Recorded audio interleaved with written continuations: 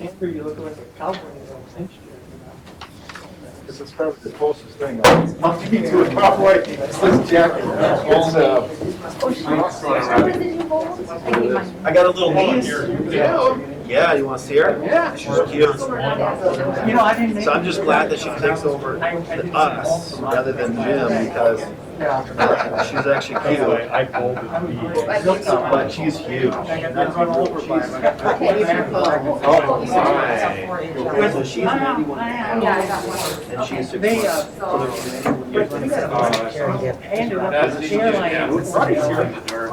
over there. Friday. I just need 1 inch of I this. had 6 inches of snow in Hot Springs. So I got the guy to tell me to open it now. And I didn't get home until last night about it. That's my dad's mom. But it was good. Back here, but we were getting My less mom's snow. dad and. You went to Taxiways? Yeah, we did. Yeah, have fun. Yeah, well, she's huge for 25 years. Are you the same? She's friends with her Tran and her. I mean, I'm indifferent. I want to. Yeah. And their little girl, who's like 2 years old, is I think I got all the rings.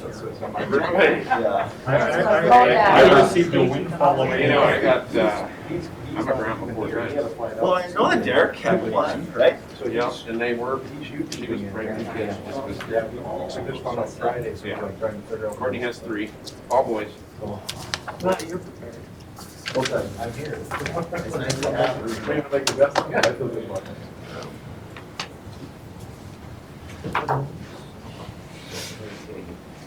I was just gonna say, oh, my stuff? Bunch of Well, no, I just took it from the other stuff.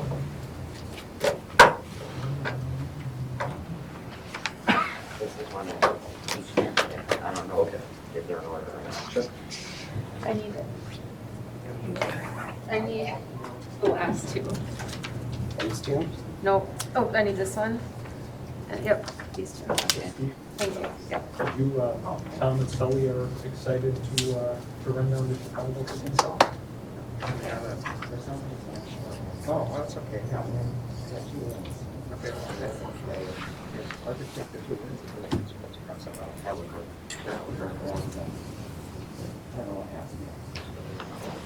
Yeah, they're especially excited. Oh, right. Okay.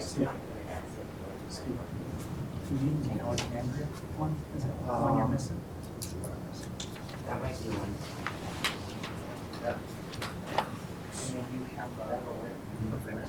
Okay.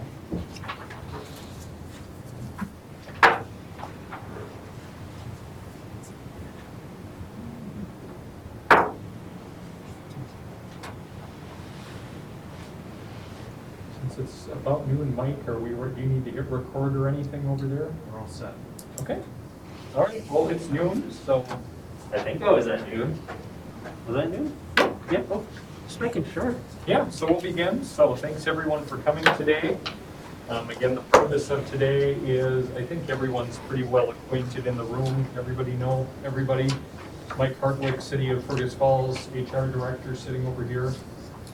And so really the purpose of today, just to interview the candidates or give any candidate who's present an opportunity to answer some additional questions, just so that everyone feels good about the process.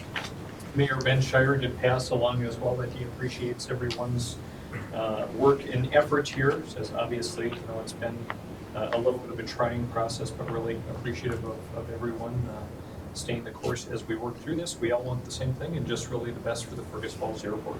So we'll start off first. Wynn, you're sitting up here, so let's start with Wynn Roberts. And so we're gonna go half an hour per candidate.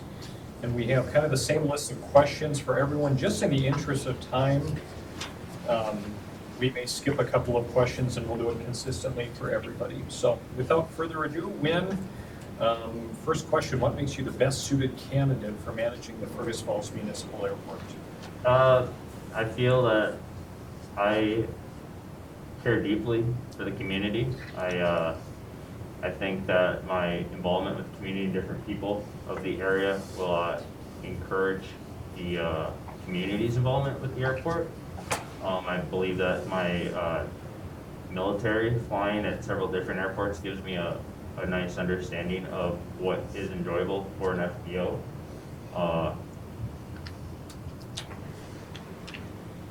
You know, the amount of time that I have to invest into the airport and the city of Fergus Falls, I think really sets me apart in being a full-time on-site manager. It's hard to hire somebody that has the same passion that you have as far as when you're trying to deliver a quality product to the people that are using the facilities out there. And just my ability to listen to, it's not what I want, it's what the community wants. It's what the airport, the people that use the airport want. And then what makes the most sense fiscally for the city as far as the expansion of the airport and the services that are provided out there. So if you want any more, we can keep collaborating, but that's kind of the overall gist. Thank you. You'll need to have other staff available to assist with operations in your absence. What qualifications will these individuals have? The biggest qualifications are mature and experienced adults. Tom Larson, he lives 5 minutes away. He'll be working for me. He's done everything. He's a computer engineer. He's a mechanic. He's pseudo-retired right now, so he's a great fit for out at the airport. He doesn't have an extensive aviation background, but just customer service and his ability to interact with all types of people, and having that age and maturity to know to ask the right questions as far as not messing things up. I have a gentleman named Bob Seifert. He lives over in Pelican Rapids. He's retired military. He's been around aircraft his entire career with the military. He's another gentleman that wants to work for me at the airport. Megan Duckwitz, she's currently employed with UPS, works half days with UPS. She's a CFI. She's done instructing out at the airport. She is game to start working out at the airport on a part-time basis. And then I have a few friends with high school kids that would be great experiences for them to be able to be out there and work. But I would be doing the majority of the on-site myself, and then augmenting for the longer days, depending on when the community wants the airport open for longer days. If they want it open longer than a 5-hour block on Saturday, then we'll adjust to what fits the community. And then just as far as maintenance goes, right now Bryce Klinger's in the hangar. I don't see an issue for that unless other people in the community just approve of Bryce being in the main hangar working on aircraft. But that's kind of the start of my staffing plan. Okay. We're going to skip to question 4. What are your plans to market the Fergus Falls Municipal Airport and its services, and how will you measure to determine if these efforts have been successful? The big one that I see lacking is social media. I would push similar to what Joe LaRue has going down at Elbow Lake. He's got daily posts going out. On Tuesdays he's doing videos just to kind of recap what they've been working on that week. I think that'll be huge.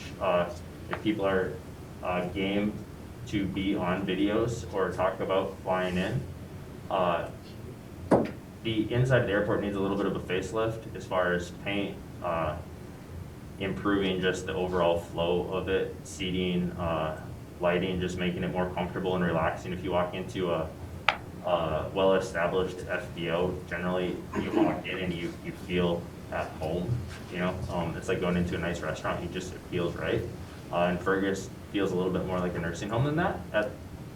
It's just kind of how I see it. It's not bad, but we can make it a lot better. So yeah, the social networking, or social marketing, social networking, facelift, part of the way to get people in the door just be lower fuel prices until it's established and people are like, wow, this is a beautiful place. Customer service is better than anywhere else we're flying into. And at that point, you can start bringing your fuel prices back up so they're the same as the other airports around, because once you get people through the door and they enjoy it, they're gonna keep coming back. They're not gonna consider, I'm not saying jack the fuel prices up, but make them the same as everywhere else, or competitive with everywhere else. And then just what the community involvement is out there. It's hard to judge just off of numbers on a Facebook page, but like, if we bring there's usually between 6 and 8 people that show up for an EAA meeting. If you wanna show and build success, you should be able to, in 6 months, be like, we've got 14 to 20 people at the EAA meeting. You know, we have the numbers of aircraft flying in right now, it's like 24 a day on average. Like, if all of a sudden you're up to 40 to 50 aircraft a day, that's gonna show a major improvement. Yeah, those are just kind of a few of the ideas. More events. The Dad's Waffle flying that the EAA hosts is huge. There's no reason you can't do other events, even if they're not aviation related. As far as fly-ins, classic car show involved with the flying, things like that. I think it'd be very beneficial to Hillcrest has an aviation program that they started last year. I know they would like to be involved out at the airport. There wasn't a whole lot of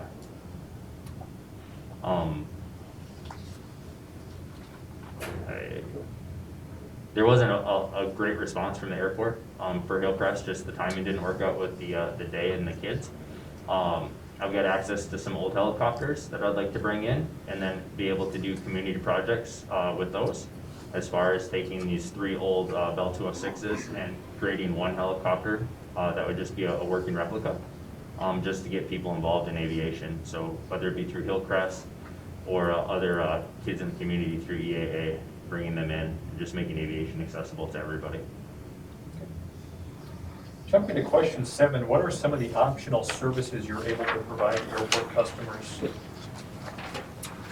Well, right now you have fuel out there, oil, because that goes hand in hand with fuel. I would say you can clean people's aircraft, no trouble. Currently Bryce is out there as a mechanic. There's a mechanic service provided out there. I don't have my CFI yet. I'm going to get that. Megan Duckwitz would be able to provide flight service out of there. I have access to an aircraft, for doing basic flight instruction. There's no reason we can't have community events or gatherings out there, as far as either letting not-for-profit or community groups use the airport facility for free, or whatever an appropriate rate for whatever organization is using. I don't know what the city's matrix is for allowing their buildings to be used like that, but I'll find that out. I'm employed for a Part 135, so I could do charters with a helicopter. It's not feasible. It wouldn't make sense. You need it to be VFR for the charter that I work for, or the 135 I work for. So I can't provide charter services, but that's just a phone call to bring in a charter service. It's just coordination. It's not a necessity, I don't believe, for Fergus Falls. And then hangar space for people, hangar parking for transient aircraft. Yeah, that's. You mentioned having access to an aircraft. Is that something you own or Megan has, or? No, it's a rented aircraft. Okay. It's Dan's. But it'd be No, the for whiskey. rent, it could be rented through the FBO. Yep, it can rent it to the FBO. Okay. Question 9, how do you manage regional competition between airport facilities? It's a small enough community where you have to work with all the other managers. Like I was mentioning, or with the lowering the prices, like that's gonna cause some waves and upset some people. Just so that everybody has an understanding that it's not that I wanna take from them, but I wanna bring Fergus Falls up to that same level and then continue, because if the manager is willing to put in the time and the effort, I don't think any other manager is gonna disagree and say, you know what, he's taking customers from me because he's offering more and doing a nicer job. I mean, it's hard to be upset with somebody if they're outperforming you. If somebody's just providing a lower service at a lower cost and that's taking people away, I don't think that's the right answer. I think just open discussion with Jolie Roop, Craig Anderson, other airport managers will keep it competitive, but still a good working relationship. I don't know if that answers the question or not, but sure. Thank you. Question 10, describe your startup plan for the first 120 days to include your staffing plan, maintenance plan, and promotion of the Fergus Falls Airport. City website, pushing that. Facebook page, we don't have one yet, pushing that. The social media, I kind of already touched on. Lower fuel prices, I don't know what the city is going to charge for the fuel they already have in the tank, so I don't know how low I'd be able to sell it. But the lower fuel prices, the overhaul on the inside of the airport, just as far as the paint, the furniture, and then having things inside the airport to offer as far as cappuccinos, lattes, good coffee, drinks for a reason for people to fly in. I wanted to have the high school, do a contest with the high school to design t-shirts for the Fergus Falls Airport to give people a reason to fly into Fergus. Like, you're gonna get this sweet t-shirt that was designed by the high school. Just little things like that, and I envision that would be in the first 30 to 45 days. You know, it's a hard time to start pushing the airport because it's not the best time of the year for flying. So that 120 days, you can get a lot done as far as the marketing, but as far as actually getting people into the airport, if we end up with a month of crappy weather, that's gonna be hard to bring people aviation-wise into the airport. It won't affect bringing community members into the airport, but aviation will be harder to get people to fly in. And then my biggest thing is, what do the pilots that are flying out of Fergus Falls want? I want to do surveys with everybody to keep their aircraft. Do they want a mechanic there, and are they willing to commit to, you can't put a dollar amount on aviation, but are they willing to, their annuals are going to be done in Fergus Falls, or are they going to continue to use the mechanic, whether it's in Wapaton, Alexandria, or Elbow Lake? What do they want as far as that goes? What do they want for the services that are provided? And then go from there, really. I mean, because I know Bryce is, like I mentioned earlier, is working there currently, and I don't see an issue with that. Obviously, Bryce is past retirement age, but so I don't know, maybe that's not a nice thing to say, but no, Bryce is up there in age, so I know Bryce isn't going to be there forever, but it's a short-term fix or a short-term solution for the airport as far as maintenance goes. Number 11, you are the airport manager at FBO, and a customer is upset because aviation fuel is 40 cents per gallon cheaper in Aberdeen than Fergus Falls. He's accusing you of unfair price gouging. How would you handle this scenario? I would offer. So so the Fergus Falls is 40 cents higher than Aberdeen. I would look at their prices. I would see. I guess I'd look at their prices, and I would see. I mean, I would know what I paid for the fuel, and I would know what I could sell it for, and I would just tell them what I had to pay for the fuel, what wholesale was on it. Like if they're selling fuel for $2.40 a gallon, and I had to pay $2.30 a gallon for fuel, I'll tell them what I can sell it to them for, but I can't sell it at a loss. And I'm pretty sure he would be more than happy with that if he knows that he's not being taken advantage of.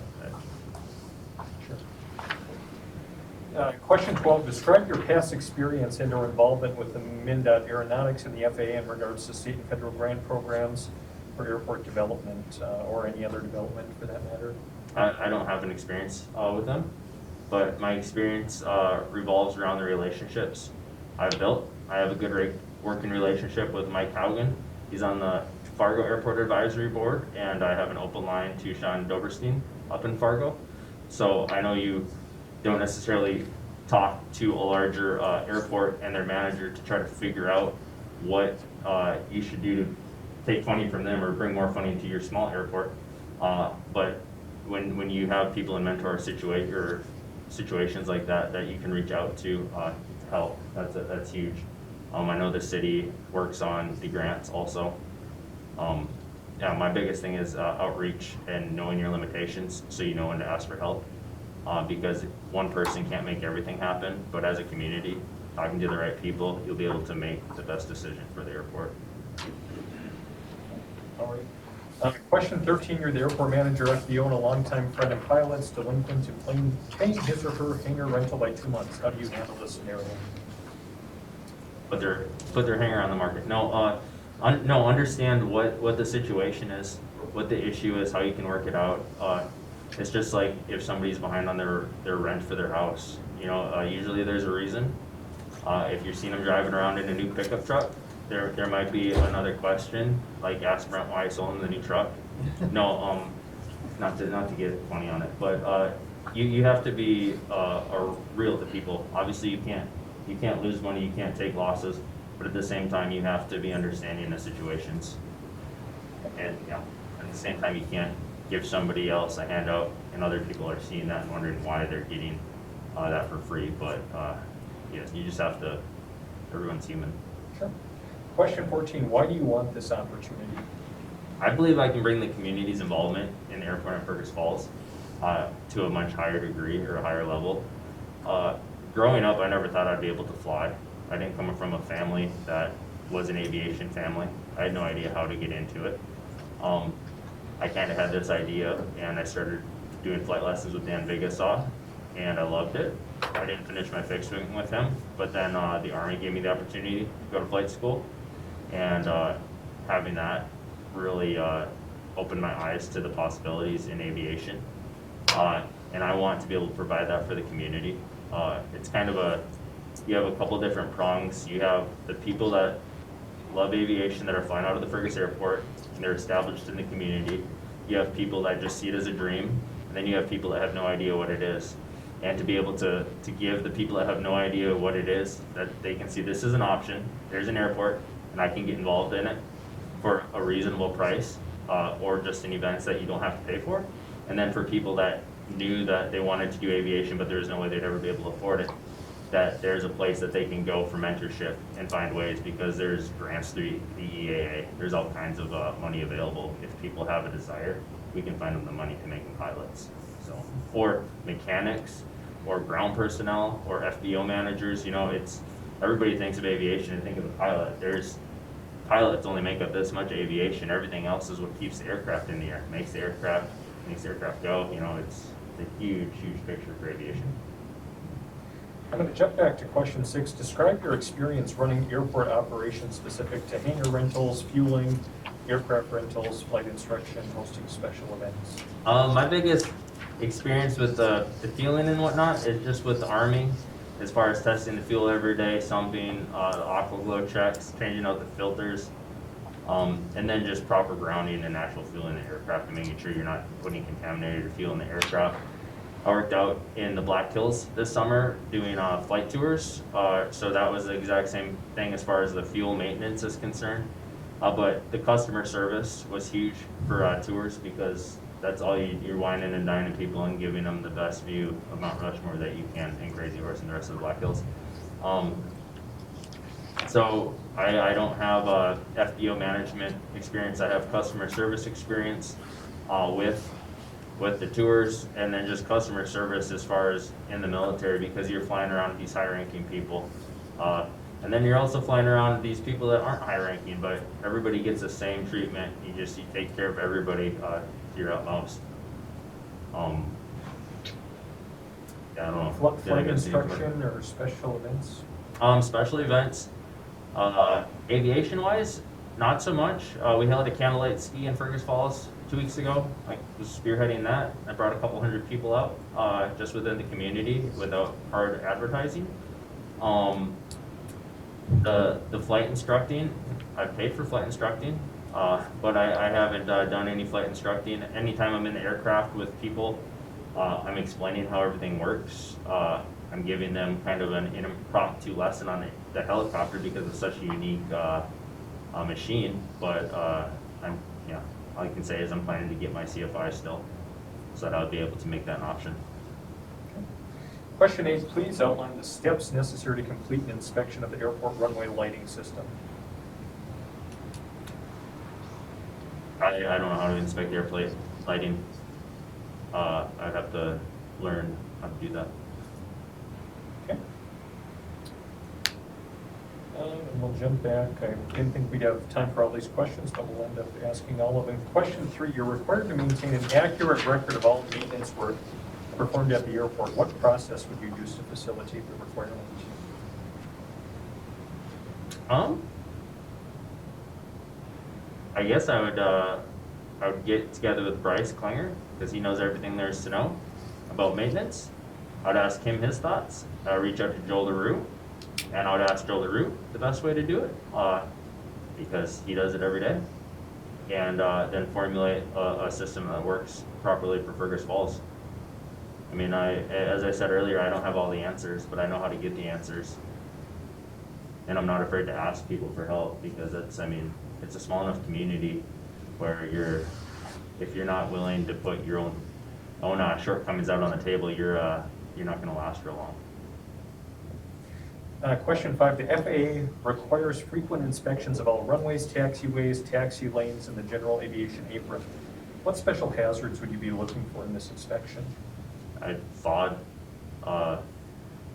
looking for anything that is, any big cracks, anything that is loose, anything that looks like it's starting to flake or chip, any kind of slick stripes, runway stripe or lines that are starting to deteriorate and fall off, broken lights, anything that's dangling, any lights that aren't working when you are checking lights, and then just what the grass is doing on the outside, drifts, if it's dirt, if it's snow, things like that. Do you have any final thoughts? Do you guys have any other questions that aren't on the list? Any clarifying or follow-up questions that any of the members have? Any of the questions? Rob? I'm good. Okay, well, thank you, Wayne. Thank you guys. Yeah, I mean, I'm not an airport manager. I'm not an FBO manager. I'm a member of this community that loves the community. I want to see aviation thrive. And there's a reason that there's an advisory board. And if the manager isn't doing, if the manager's ideas and thoughts aren't what the advisory board and the members of the community are expecting to happen at the airport, that's how you guys are able to address the manager and to make those changes as you need. And that's kind of, yeah, I'm open to help the community. So thank you guys for the time and the opportunity. Thank you for coming today. All right. And sorry, Mike, I didn't see the list, or I got them out of order. Maybe, did we have a specific time that each person was given? As far as who was? And I thought I printed it. But 12 to 1 was Mr. Roberts, 1 to 2 is Mr. Lovett. He's here, he Ryan start here? earlier. I think it could change the half-hour increments. It did pretty change. sure, right? I was told 12:30 when I. Okay, well, get her up then. All right. And we just, after hearing from other members, it seemed like an hour was a lot to dedicate. Not that we don't like to talk about aviation, so. Thanks for making the trip. I heard a plane flying. Was it you flying? It was not me, a little too cold for me. Okay, all right.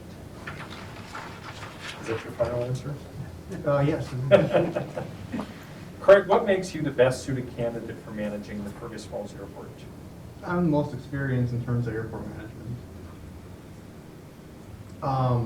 I've been running an FBO for several years. I've had multiple experience in multiple FBOs. I've worked for 3 different ones throughout the course of my career.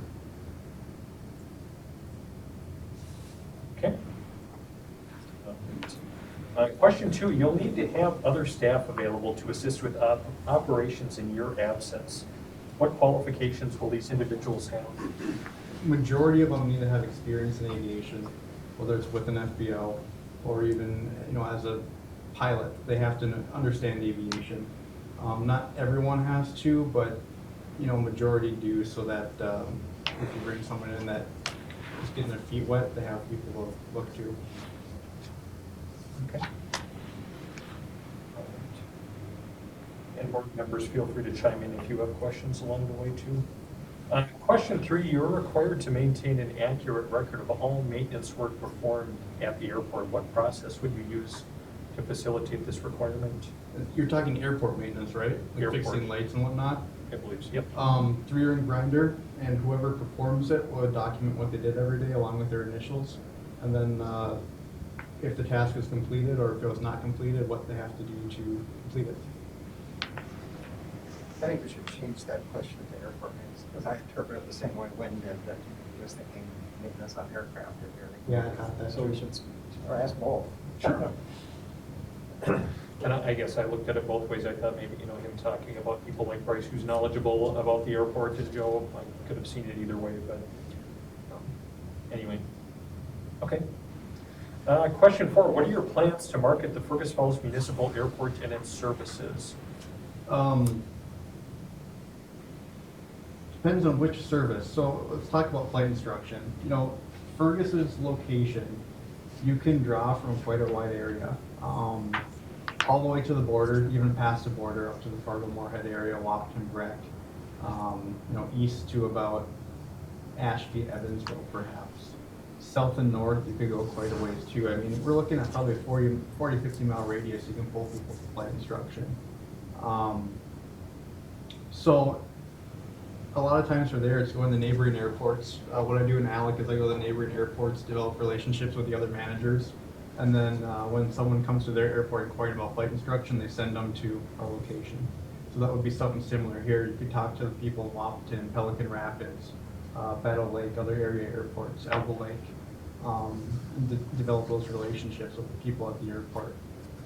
As far as in the community, I think a lot of businesses in outstate Minnesota don't understand how an airport can benefit them, whether it's their clients coming in or maybe they're using their airport to go places. I hear that all the time. There's so many businesses that don't understand what a private charter is and how they can benefit their business. So I think getting that out to the community, joining the Chamber of Commerce and getting that out at their meetings is one way. Word of mouth usually reigns supreme a lot of times in aviation, but I think just developing relationships within the community with all sorts of different industries is really going to help. And with your marketing efforts, how are you going to measure to determine if those efforts have been successful? It's kind of hard to put an objective measure on it. One way could be fuel sales, because it's pretty easy to tell how much fuel you sell each month, each year, etc. So based on different marketing stuff there, whether it's for local pilots, transient pilots, that's one way you could see the results of your efforts. Some of the other ways, like flight instruction, we talked about that. I mean, easy to, when you get a new client that comes in the door, you sit them down and do a consultation, ask them, how did you end up here? Were you referred? Did you see it online? Yada, yada. That way you kind of have an idea of how people are coming to you. And again, it's kind of specific to each different service you offer. The FAA requires frequent inspections of all runways, taxiways, taxi lanes, apron, etc. What specific hazards would you be looking for in this inspection? Snow, ice, wildlife, bits of concrete. I've seen bits of concrete before. It could pose a hazard. Sand on the runway, weeds on the runway, cracks that are growing, debris from other airplanes. Kind of limitless and stuff you can find. Sure. Question 6, describe your experience running airport operations specific to hangar rentals, fueling, aircraft rentals, flight instruction, and also special events. All right, let's break it up one by one. What's the first one? Hangar rental? First one was hangar rentals. In Alexandria, where most of my experience is, we have 44 T hangars, with 10 more being built as we speak. And then we have 2 heated mass hangars. So we manage those facilities for the city. Majority of it goes to the city. But as far as the T hangars, which are the most desirable, obviously the T hangar tenants have to follow their lease. And then we have a hangar waiting list. So each time a hangar comes up, call the first person on the list. If they take it, that's great. If they choose to turn it down, they can either be removed from the list or drop back to the bottom. Mass hangars, typically it's people that are short-term that want a heated mass hangar or don't fit in the T hangar, or sometimes you just get people that want that heated space. So that's that really fluctuates throughout the year. Again, a lot of them are shorter term, month-to-month clients. But the big thing there is just having availability. You know, doesn't work well when you have full hangars. So key there is availability.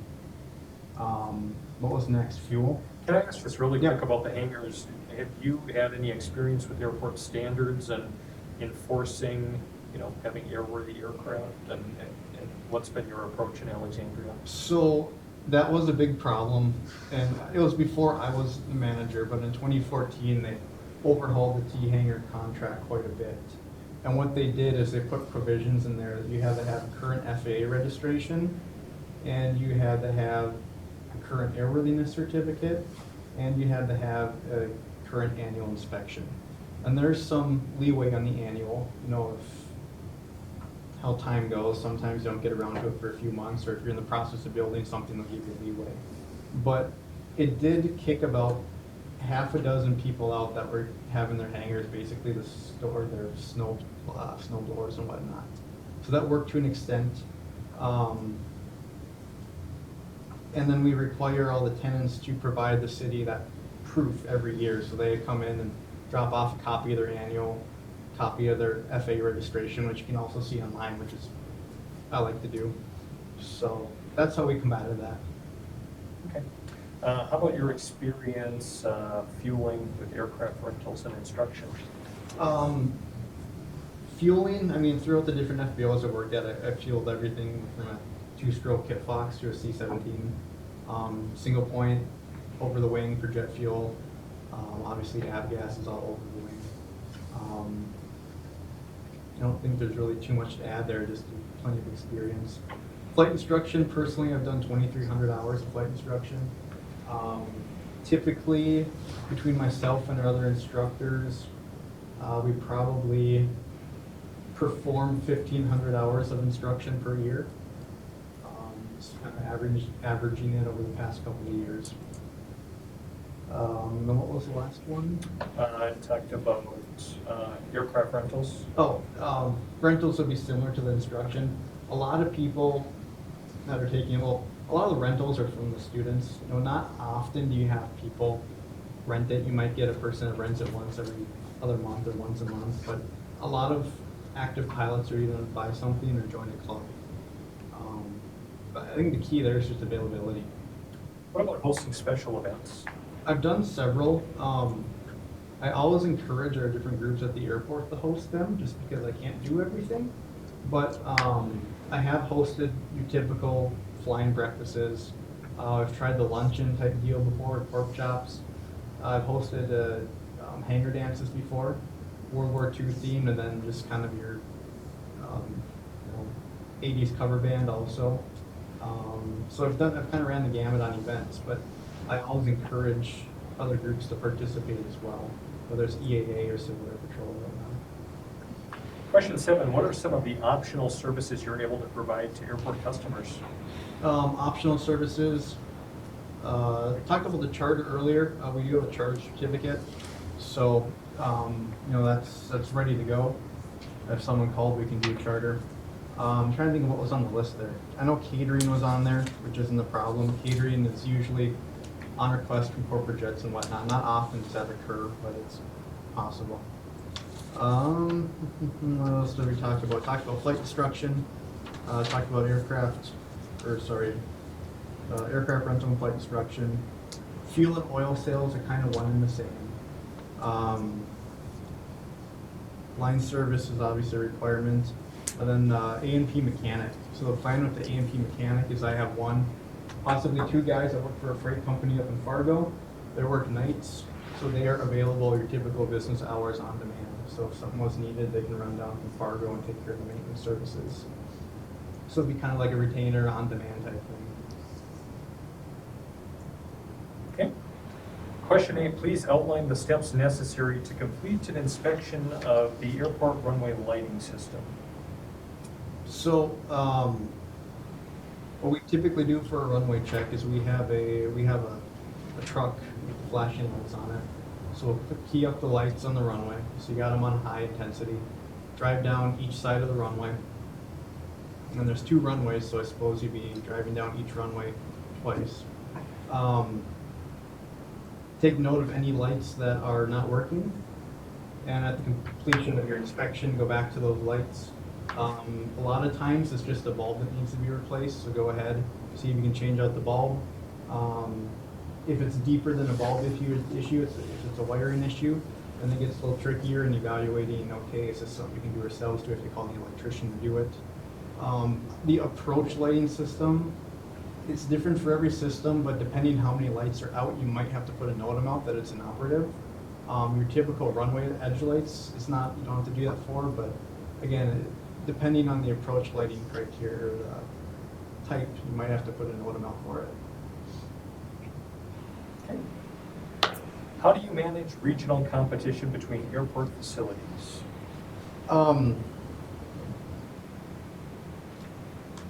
Every airport kind of has its niche, is what I found.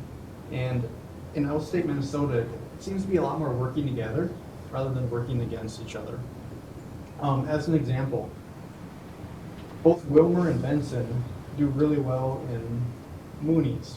They do a lot of maintenance on Moonies. So for people that own Moonies in the area, you usually recommend them to go there to get their maintenance done. And in return, when they have someone that buys a Mooney, they call us to do the transition training for those new pilots in their new airplane. Elbow Lake is another one. They've done great on the helicopters. It's kind of their niche. So, I understand the competition, and I think that kind of comes in from the fuel sales. But as far as services provided, a lot of times it's working with other parties and working against them. Fuel sales can be tricky because unlike car gas, aviation prices are all over the board. And if you're a pilot, you've probably seen that. FBOs make money off of selling fuel. Then you get other towns where it's there just as a service. So I know in the ALEC area, obviously we're trying to make money off of fuel on the avgas and jet fuel. You got towns by us, Glenwood, Long Prairie. Most cities just put it out at cost or maybe 10 or 20 cents above cost. So it gets a little trickier there figuring out how do we compete against those towns where they're offering this really cheap fuel but really not much else. And what we found is really just getting a lot of buy-in from your local tenants and even tenants at neighboring airports. Why would they want to come to you instead of somewhere else where the fuel is cheaper? And I mean, those other airports probably don't have hot coffee brewing for them. They don't have anyone to talk to.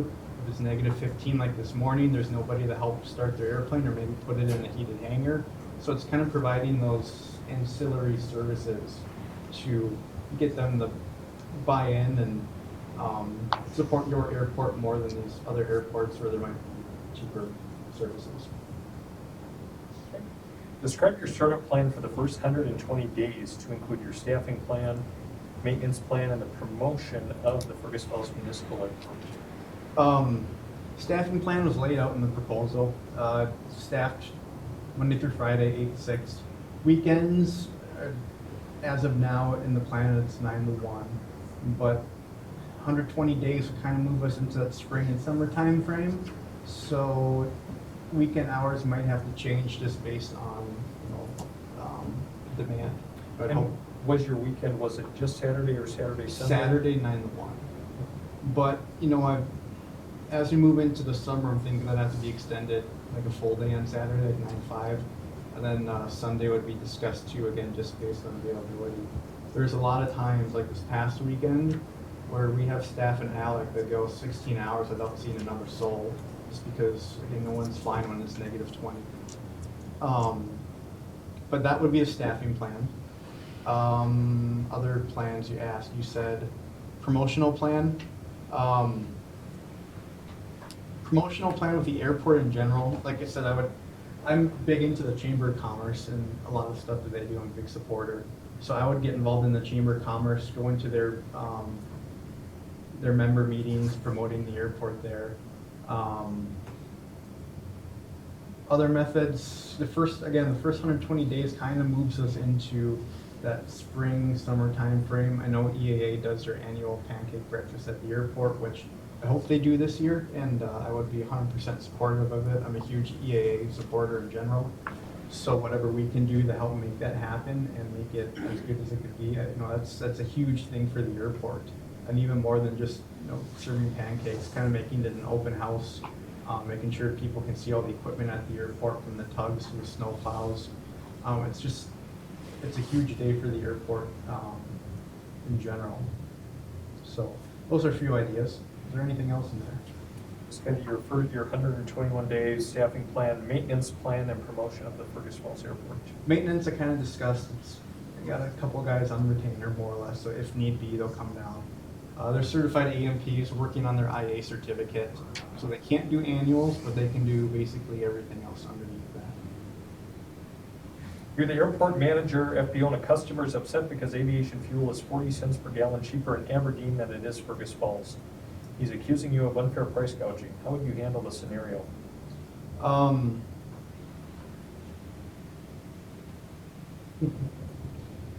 Like I talked about earlier, it's a wide range of prices. You know, what I would do, a lot of pilots are using some type of app, whether it's ForeFlight, Garmin Pilot, yada yada. You can pull up right on there on the map every airport and their pricing. So I would sit down with him, pull up that map, and we can take a look together. We can look at our prices compared to Aberdeen. You know, when I'm thinking of competitive our competition in neighboring airports, I'm talking the Wahpetons, the Elbow Lakes, yada yada. Maybe in Aberdeen, they have to have their prices a lot lower, which they probably do because there's 3 FBOs there, so they're probably always beating each other up over it. Versus in Fergus, again, like I said, we're trying to keep the company afloat by selling fuel, so we have to have a little higher price in these neighboring airports, or maybe an airport where they're constantly fighting other competition on fuel. But again, if someone accuses of gouging, I don't think you'd have to look far and wide to see a lot of examples that would be above and beyond what we'd be charging. Look at the Fargo, the Grand Forks, the Twin Cities area, and again, if it's a difference of 40 cents, it'd be pretty easy to find differences of dollars above that, other places within the state. Describe your past experience and or involvement with Mndot Aeronautics and the FAA in regard to state and federal grant programs for airport development projects. I worked with Mndot, I guess for 3 years since I've been the manager there. They've had a lot of turnover in the past 3 years. So a lot of the folks I started working with are no longer there, have moved on. But I believe it's the same in Fergus. Dan Berner's a representative as far as acquiring grants in Alexandria. I'm pretty sure he's Fergus Falls' representative as well.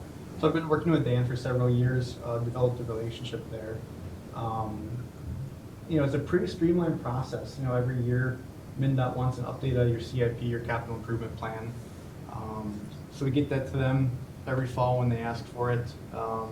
Keep in touch with them a few times a year to make sure, hey, are we going to have money to fund this project we have slated on our CIP? Do you think we should push it back a year to help you guys out? How can we help you out so you can help us out?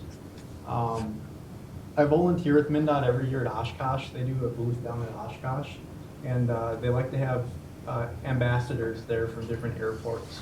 So I've always gone down in the past and spent a week with them, volunteer a few hours a day at their booth, just promoting aviation in Minnesota, and obviously kind of pushing Alexandria. So assuming that Oshkosh happens, and assuming that you'd be in the airport management position, I'd be doing it for both cities. And it's a pretty cool opportunity because what I do in ALEC is I go to the Chamber of Commerce, get a bunch of their visitor guides, and just hand them out to people, kind of talk up the area. And you're getting people from all over the country, really all over the world, that come up to talk to you. So it's a really good marketing opportunity for the area, and get a lot of these, because people are always looking for places to fly. If you fly for fun, you get that. You're always looking for a new place to go. So as far as the FAA, I've been in a few meetings at the airport district office in the cities. They've been short-staffed for a while, but we've had a few situations in ALEC where I've needed some clarification on them, and they've always delivered, and I've been impressed with their service. You're the airport manager, FBO, and a longtime friend or pilot's delinquent in paying his or her hangar rent by 2 months. How would you handle this scenario? Well, they'd probably get a letter that says you got 30 days to pay, and it says if you don't have the payment within 30 days, you're getting what's the word? Kicked out. There's a formal word for it, but you're getting kicked out. Evicted? Evicted, there you go, thank you. The governor doesn't have a eviction moratorium on aircraft?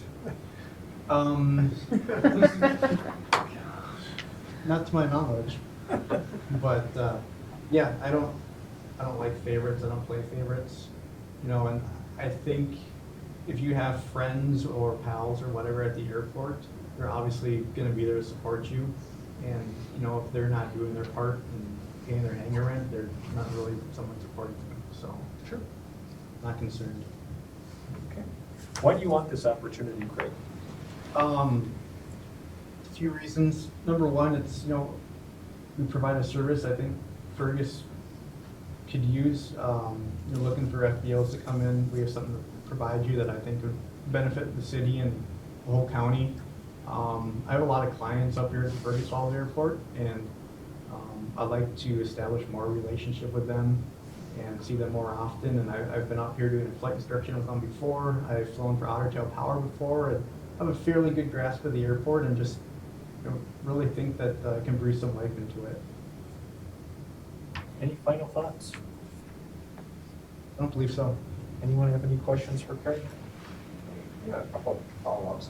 So, first on the mechanic, the guys that come down from Fargo, so what was the arrangement for the based aircraft if they can't sign off on annual? How do you find them? What they would have to go somewhere else to do the annual and? Yeah, and we're not gonna promote that you can do your annual here. So, there hopefully shouldn't be any confusion in people thinking that they can get their annual done there. You know, that might be something in the future as once these guys get their IA certification, but I have to be very clear that, you know, wherever you go do your annuals, keep doing that, because we don't have the capability of doing that. But you're doing annuals at ALEC now? There's a separate business. Our business doesn't do maintenance.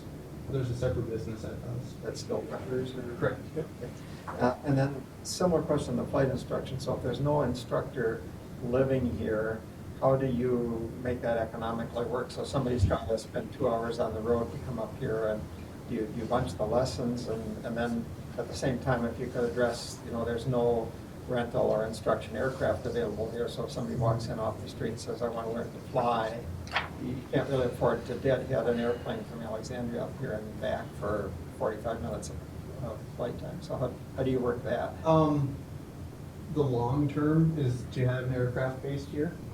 You know, and that's in the proposal. I think I had 6 to 12 months, and I'd hope it's sooner than that. I just want to give myself time.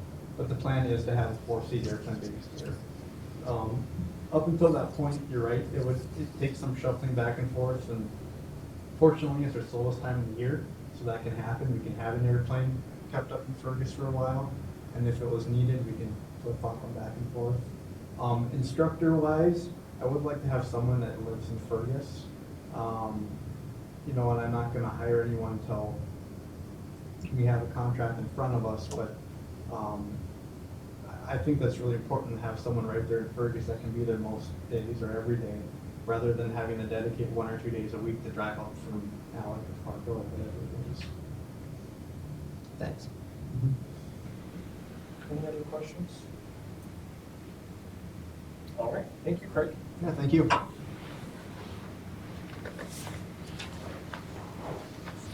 Sandra? Thanks. Yes.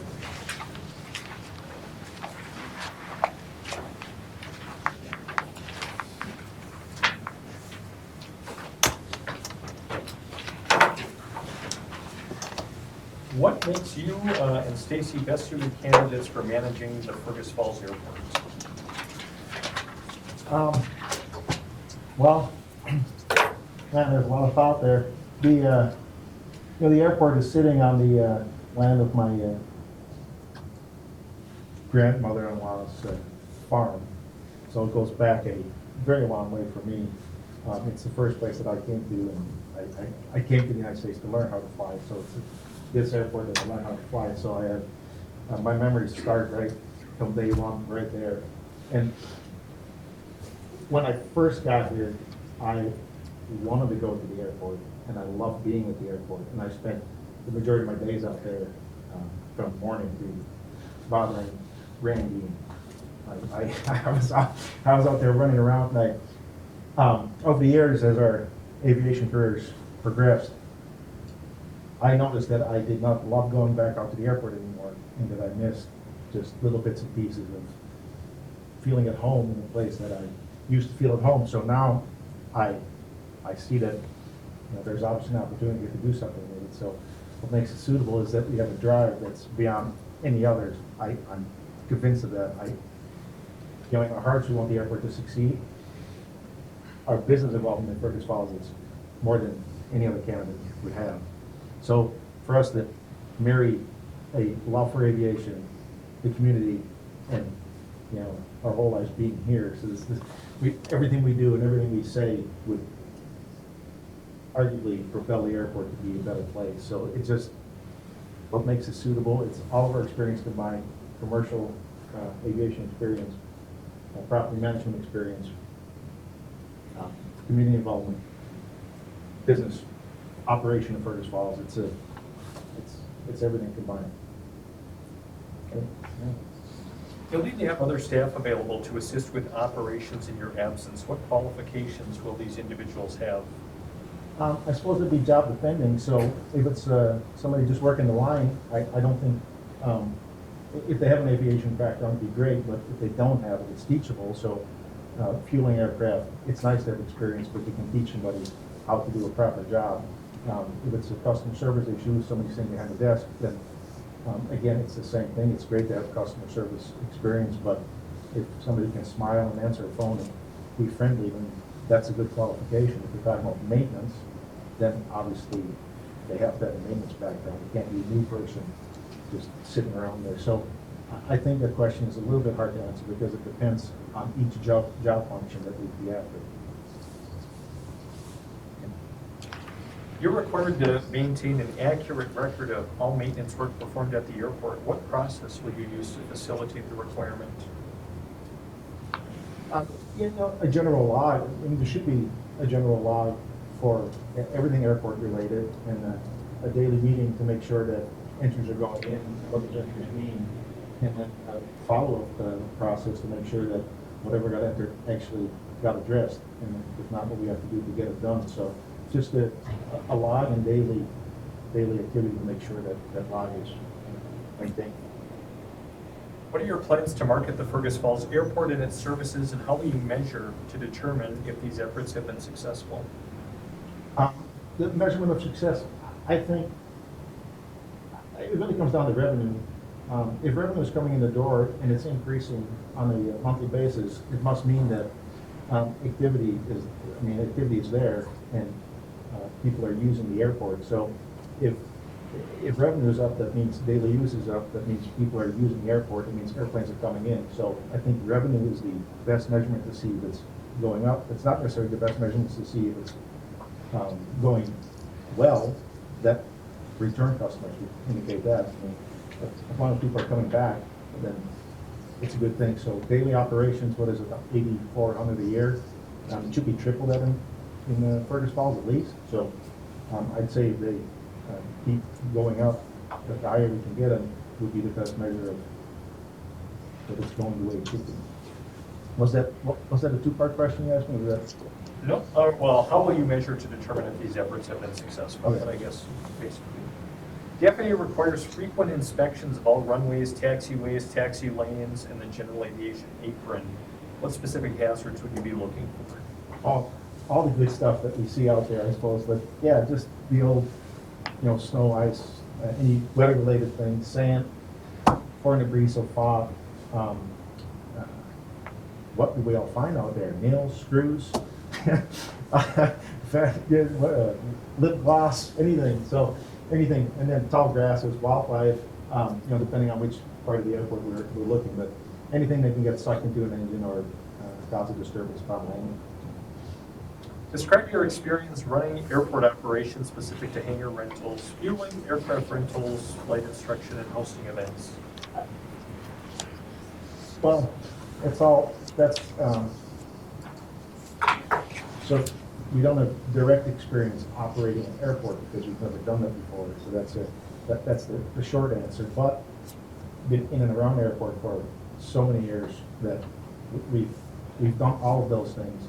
As far as fueling goes, that's, you know, that happens all the time because we're pilots and we do fuel our own airplanes, so it seems to be going hand in hand. But organizing events, no specific airport events, but we do organize customer appreciation days across our businesses, and we do, you know, we do event planning all the time. So it's a very natural thing. It seems like we can just easily marry our experience in outside of the aviation community to what we do inside of the aviation community, and all of those things would be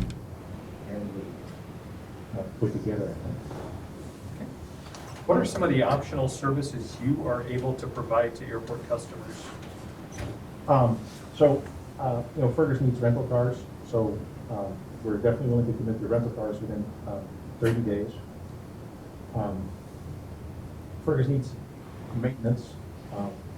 I don't even consider it an optional service. So as of right now, we have a commitment from Detroit Lakes Aviation to come down here, starting with 1 day a week.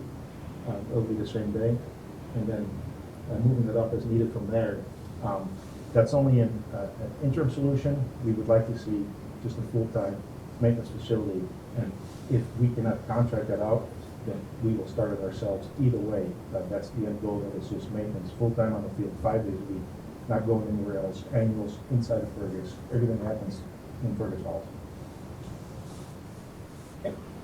Please outline the steps necessary to complete an inspection of the airport runway lighting system. Yeah, I'd have to look that up. I don't know what the procedure is. I can't tell you. I can tell you when it's not working because we noticed that on the way in. But whatever the procedure is, these are details that, you know, there's a procedure, whatever the FAA or whoever requires it, and we just follow it accordingly. How do you manage regional competition between airport facilities? So Fergus Falls to me is number one.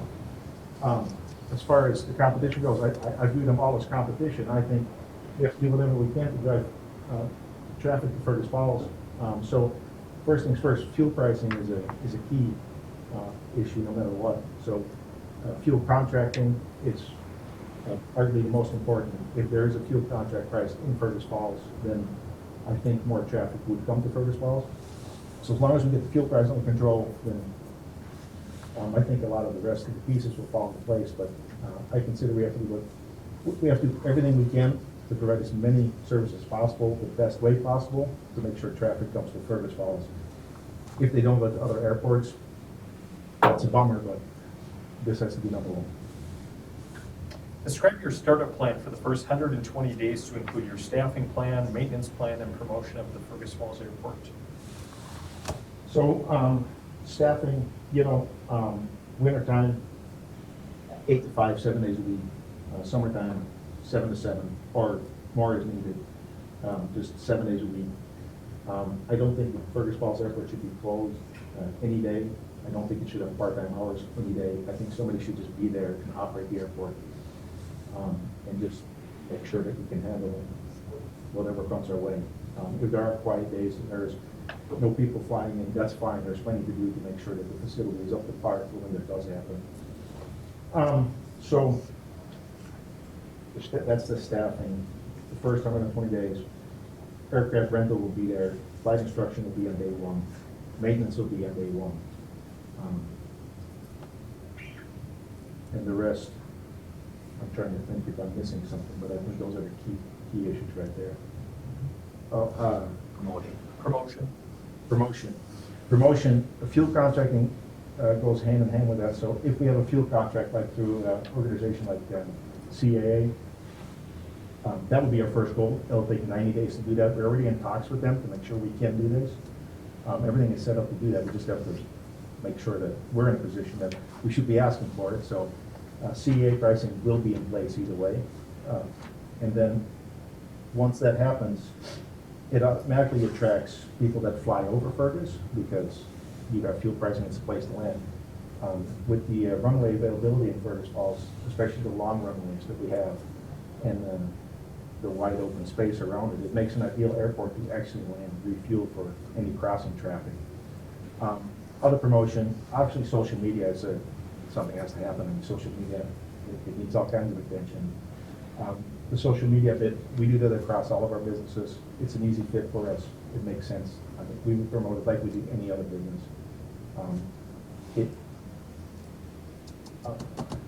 Community involvement is another big piece of that. So promoting a business to get kids involved, younger people through the school system is a key for future promotion.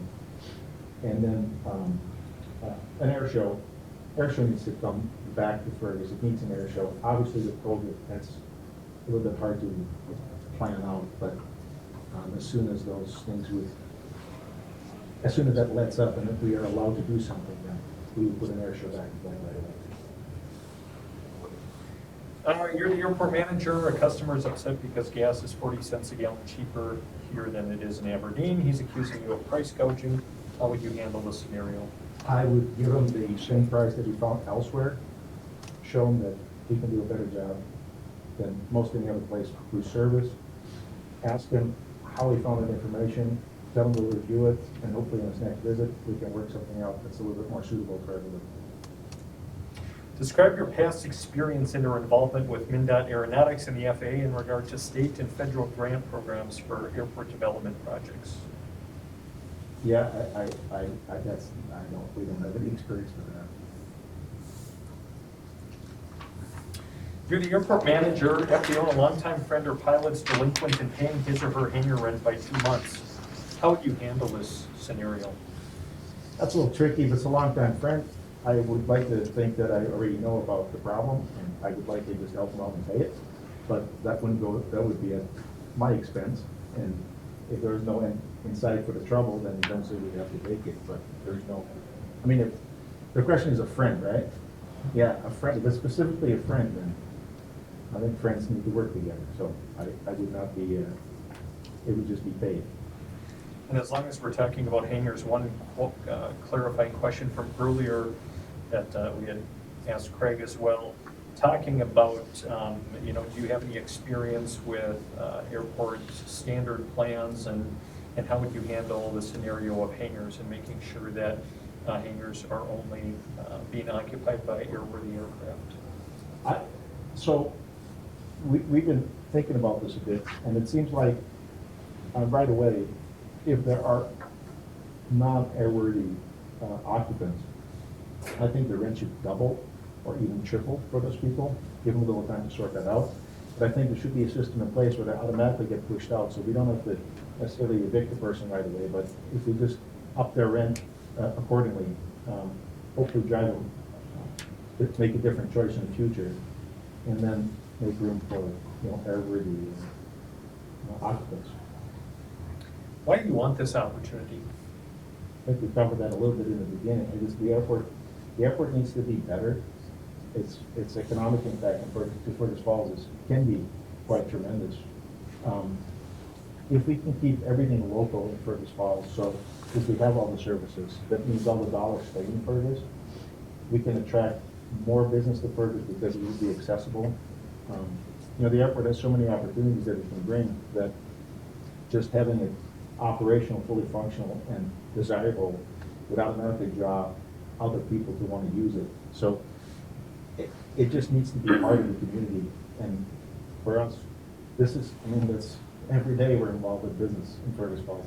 That's all we do. And flying is a passion. So to have those two combined and make sure that Fergus can be used as the perfect place to go, it would be quite ideal for everyone, and including us. Thank you. Does anyone have any questions for Sandra, Andy? Yeah, what's your plan? I know the other two candidates mentioned it, for what would your physical presence be at the airport and Stacy's? How many days a week? So with us, you get two people, which I think is quite a benefit. So one of us would be there regardless.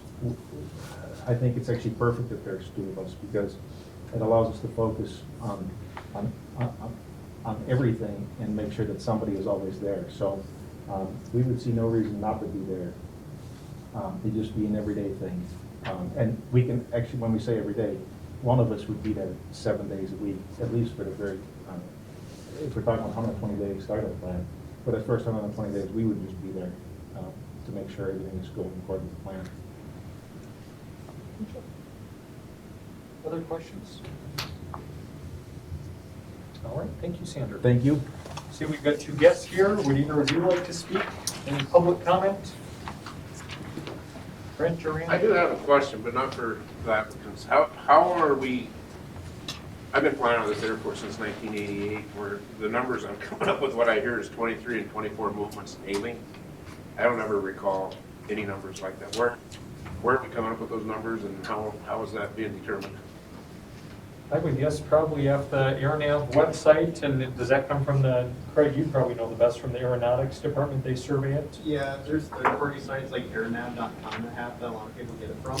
But that comes from the state of Minnesota. They have some program that they enter it into. I don't know how the state of Minnesota gets the info. Some airports, if they're trying to do a study, will actually put this little device next to the Unicom.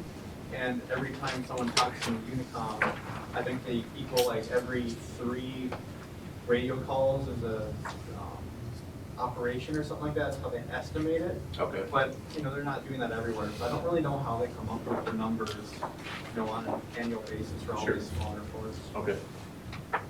Just curious. Boy, if you don't know it, then how are we supposed to know it? Brent. Craig, we've never met. I rent Nelson and did Nelson Auto Center in town. And I've spent my entire life, I was flight instructing by the time I was 19 years old. I crop sprayed for 13, 14 years. I flew charter. And then I got in the car business back in 1992, which kind of took me out of the aviation a little bit. I still keep an airplane at the airport. But back in the years when I was aerial spraying, I started, my main site was here in South Dakota. Then I started a branch site up in northern North Dakota, another branch site out in eastern South Dakota. And my concern is when I was listening to you, it sounds to me like you're going to continue to be the airport manager in Alexandria, and this is going to be kind of run as a satellite operation for you. Is that a fair statement? There'd be 2 locations, and as far as satellites, it's based on demand. If Fergus is busier with flight instruction and charter service, well, I wouldn't really consider it a satellite because they'd be busier, right? And by default, that'd be the primary. So yeah, I live in Alexandria. The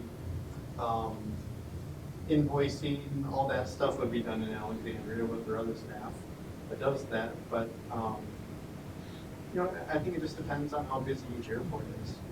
And the reason I bring this up is because from my experience, my own experience in the aerial spraying side of things, I know that when I reached out to these other communities, it really, I couldn't commit myself to them because I was getting pretty thin, and they never did get to the level of service that I was able to provide where I was at, where I was grounded. And I would be a little concerned when I hear that with coming into Fergus, because I know what it's going to take to get this airport off the ground, and the FBO business has been tough for a long, long, long time. But it's going to take a lot of grinding, and it's going to take a lot of effort, and it's going to be somebody with their boots on the ground in Fergus Falls. And I'm just here because I really want to see this airport back to, it's been rough in the last couple of years, ever since I got here. And I think we got to have somebody that comes in here with their primary focus is on getting this thing up and running and working again. Sure. That's kind of why I'm here. Yeah. And I don't know if you had a chance to read our proposal, but in the proposal, I did add a comment in there where, yeah, I'd be the listed airport manager. But, if someone comes along that's, kind of like I did in Alec, I came along when I was 23. And just like you're saying, boots on the ground, like that's all I did. Like I spent 7 days a week out there. There's days there are months I wouldn't take a day off. But if there's an individual like that, by all means, I'd love to get them trained up to the point where they can be a good airport manager and have a good relationship with the state and FAA, and they go ahead and fill that role as airport manager. So, I'm not saying I'm going to be the one to run both forever, but again, to get it off the ground and get going, I would. And if the right individual comes along, by all means, I'd be interested in that. Thank you. Randy? Brent jogged my memory here a little bit. So this is probably for Sander. And I hate to bring up past issues with past FBOs, but when Brent talked about running other businesses, I know you guys run rental units in a couple businesses. Previous FBO had the same situation, had a passion for aviation, ran several businesses in town. How do you, his primary focus was running his other businesses out of that airport office. How do you remedy that with all the businesses? Because he kind of had the same situation. So for me, being the chief pilot, I was the chief pilot for Untitled Chapter. It was not a very good experience. I understand that. For me, that answer is so easy because my main focus in any of our businesses is to make sure we have people that are running the businesses. So we have managers in place across the board. My involvement is to make sure that they do their job, but it's not like a daily thing. I don't want to be at those businesses every day. I choose where I am every day. And this specifically about the airport. If the airport allows me to be there every day, I want to be there every day. And we're not looking for a different airport manager. We're looking for us to manage the airport and to actually do that job. So, yeah, we have a bar, sure. That bar is managed. I'm not there managing the bar. I don't hire anybody there. I'm just in the background making sure the business runs. That's my job. And that goes for every business we have. So it's a different animal. In this case, both Stacy and I want to manage the airport. It's something that needs to happen. Fergus needs to have a better airport, or at least an airport that is user-friendly for everyone. So, yeah, it's different. We could start 10 more businesses tomorrow, but I'm not there. I'm just making sure they start up. That's my job. The airport is a different feeling for me. Good. Ryan? Yes. You want to come up and we can ask you some questions? Oh, it sounds wonderful. Well, you don't have to. Maybe I won't. I haven't done a job interview in 20 years. So this might be interesting. Sure. Well, it's about 14 questions. What makes you the best suited candidate for managing the Fergus Falls Airport? I would say I'm there. I'm pretty much there sun up to sundown in summer. Pretty much there all winter.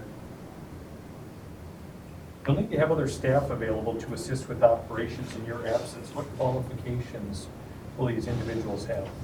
Well, I should have a aviation background, of course. My hope is right now I could use a couple guys full time, but I just don't have enough hours. So I think a couple guys to supplement my business and then help run the airport, I think would fit in really nicely. You're required to maintain an accurate record of all maintenance work performed at the airport, the physical airport itself.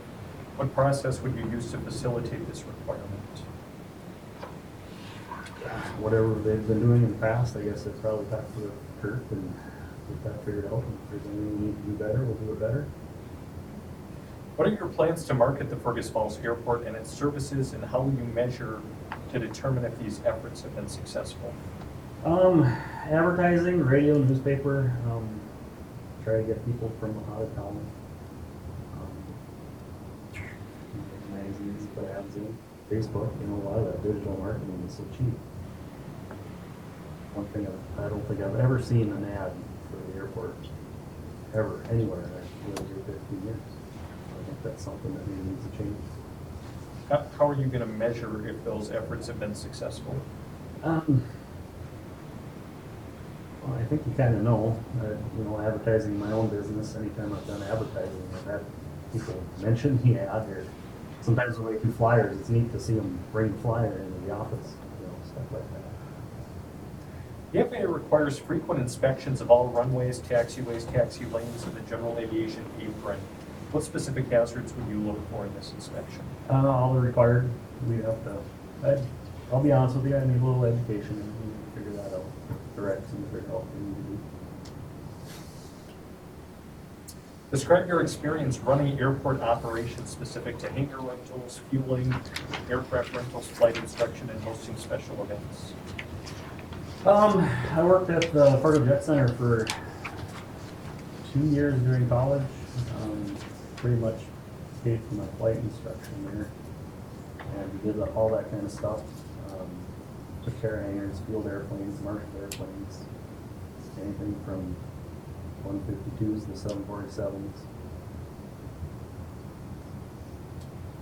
747s. Hosting special events, any flight instruction? Not really a lot of experience there. I did help with the Fargo Air Show. At the Jet Center there. Did some of that stuff. What are some of the optional services you're able to provide airport customers?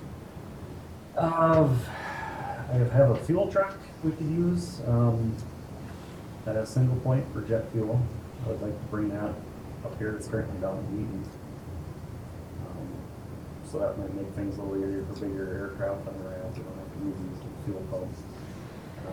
I also have a start cart for turbine aircraft that we could use on day one. What was the question? Optional. What are some of the optional services you're able to provide airport customers? We could do catering. My office out the airport has a small kitchen in it now, so that would help with that. Please outline the steps necessary to complete an inspection of the airport runway lighting system. There again, we'd have to look that up and do what we've done in the past. And move on if needed. How do you manage regional competition between airport facilities? Fuel price is probably a big one. I'd like to keep prices down if we can. And service, you know, you can pay for service or a low price. Right?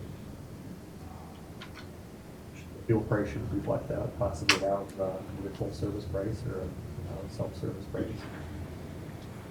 Describe your startup plan for the first 120 days to include your staffing plan, maintenance plan, and the promotion of the Fergus Falls Municipal Airport. I think we'd start with getting Bryce in the hangar again, doing some wrenching, and then ideally, I'd like to find an EMP to work along with Bryce that maybe would also help on the crop dusting side of things. That'd be my ideal candidate. Then perhaps eventually kind of take over an EMP service there full time. Otherwise, I would definitely buy an aircraft right away, and that's one of the draws for me of doing the airport manager is I'd love to have a 4-seat aircraft for myself to have available. So I'd like to offer flight instruction, airplane rides. You're the airport manager, FBO, and a customer is upset because aviation fuel is 40 cents cheaper in Aberdeen than it is in Fergus Falls. He's accusing you of unfair price gouging. How would you handle this scenario? Oh, work with them on it. You know, say, hey, we could do self-service for cheaper. If you want to pump your own fuel, we're pumping it for them. You know, that's what we're doing. Describe your past experience and or involvement with the Mndot Aeronautics and the FAA in regards to state and federal grant programs for airport development projects. I don't have any experience there. I did build a facility out there, so that kind of gave me some experience with all the ins and outs of that. Painful process, I'll never forget. Too close to the VOR. Yeah, you are. You're the airport manager, FBO, and a longtime friend or pilot is delinquent in paying his or her hangar rent by 2 months. How would you handle this scenario? Send Moose and Rocco out to his house. I don't know. That's a tough one. I do get a few of those at the spray business. I offer some terms with them, I guess. Oh, that's a tricky one. And going back to the hangar, a question we asked also, you know, one issue with most airports anywhere is the fact that there are a lot of unairworthy aircraft taking up valuable hangar space. I've got 2 of them. Okay. So how would you deal with people like yourself? Like myself, thanks. So we'd have to look at the regs. You know, one of my ideas for here would be you have to have an airworthy aircraft in the hangar or based at the Fergus Falls Airport. If I'm not mistaken, a lot of your funding is based on how many aircraft are there, correct? are at the airport Well, that went and out. that go in and out. Well, you guys are talking about that, how do they determine that, you know? That's something we need to look at, but the city-owned hangars, people should definitely have an airworthy aircraft team, I feel. I suspect that a lot of that comes from the survey. Everybody that owns an aircraft gets a survey and they mark down where the aircraft is based. You know, I have 3 registered aircraft out there, and so all 3 of those are based at Fergus Falls, and that's partly how the airport gets its funding. But these hangars need to have an aircraft, airworthy aircraft associated with it, in my opinion. Ryan, why do you want this opportunity? I think it's a good fit, you know, like I said earlier, I'm there. It would be a good fit with my business currently. Any final thoughts? Not really. Any questions from the board? Well, that was painless. All right, thank you. Come on, Randy, ask me a question. You haven't left yet.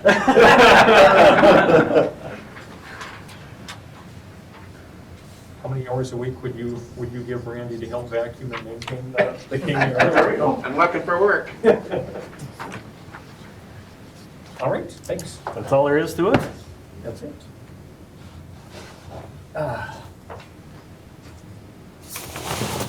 So I think we visited with all the candidates. Any final public comment, or you guys kind of?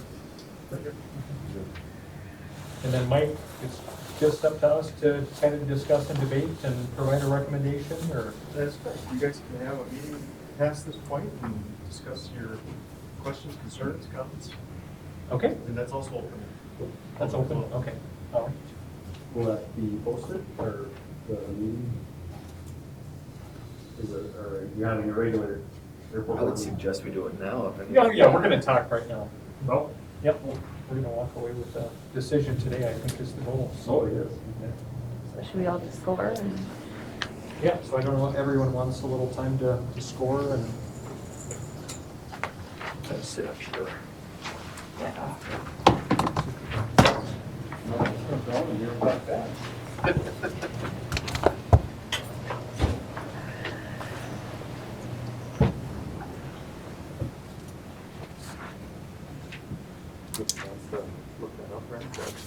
Is this 6 feet? Yeah, absolutely. Okay. And I don't know, I didn't give a value for a lot of them. Do we need to have a value? Just if it helps you to. yeah, I'm adding mine. I'll tell you guys my top. I'm curious, I did score them, I'm curious how it comes out. Just use it for knowledge. Just a point of reference on scoring. You know, you might score high and one of your other board members scored low. The main thing is that you're consistent in your metrics and your mind there. Assign that 1 for your 5. You can also use a 2 or 4 falling in between those. Are you wanting us to turn these into you, or are you wanting? This is your business. I'm just here to still make. If I get the right numbers first. Was it turbo? It's not the single determining factor, of course, it's just another reference. Sure.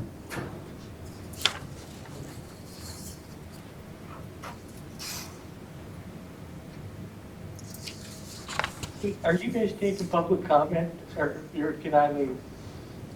Are we what? Are you having you want a closed meeting here? Or? No, this is all. It's open. It's open. Do you mind if I just give you one comment? I need to run to another Zoom meeting that Sure. I'm missing. But one thing, when I ask this question here, I know you guys are an advisory board but you guys have to make the airport understand, make the city commission understand how important this is. And all I'm gonna tell you, I know, besides the guy from Alexandria, I know everybody in here. But I want to tell you this, that if somebody doesn't give this 100% effort and have their boots on the ground in Fergus Falls, part of this community, that deal's never going to work.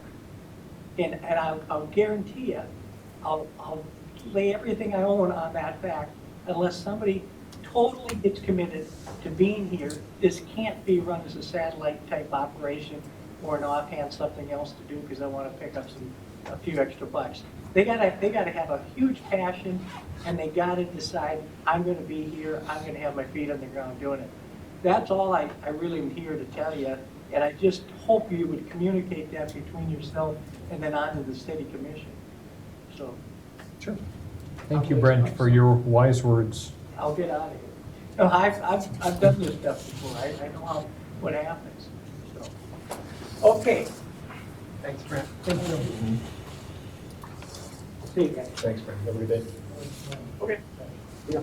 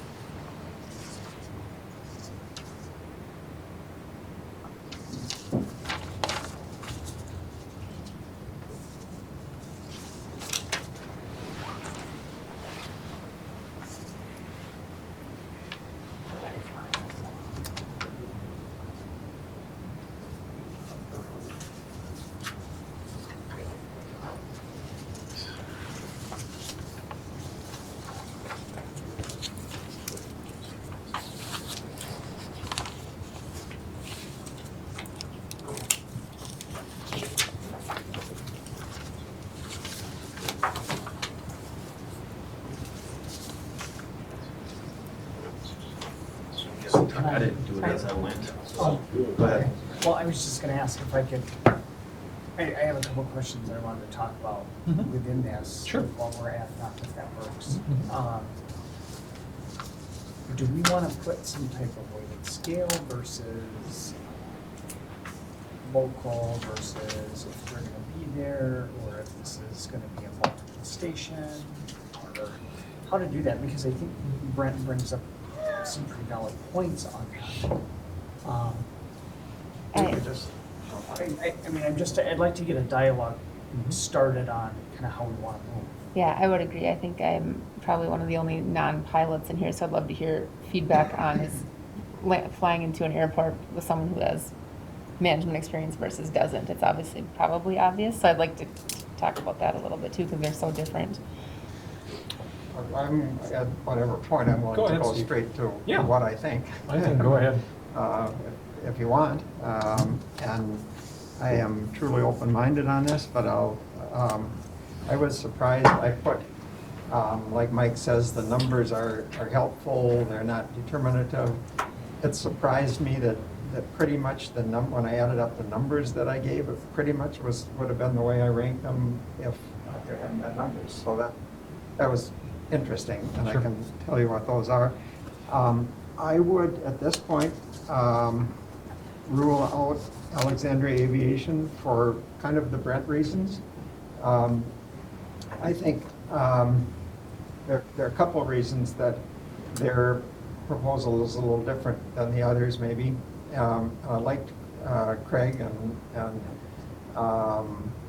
think he would do an excellent job, so if he winds up being the choice, that's not a bad thing, but I do think the point about the airport manager, who is a Fergus Falls airport manager 100% of the time, and that's his or her, I guess his in this case, job, to be there 24/7 if needed, and to have an owner do it rather than find somebody to hire.